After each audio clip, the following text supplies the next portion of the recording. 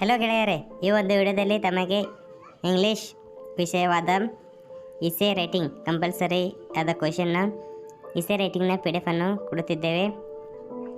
ಎರಡು main important ಆದ ಇಸೆಗಳು ತಮಗೆ ಪರೀಕ್ಷೆಯಲ್ಲಿ ಕೇಳಬಹುದು. ಒಂದನೇದು ಚಂದ್ರಯಾನ 3 ಮತ್ತು ಇನ್ನೊಂದು ಎನ್ವೈರ್ಮೆಂಟ್ ಪೊಲ್ಯೂಷನ್ ಮೇಲೆ ಕೇಳಬಹುದು.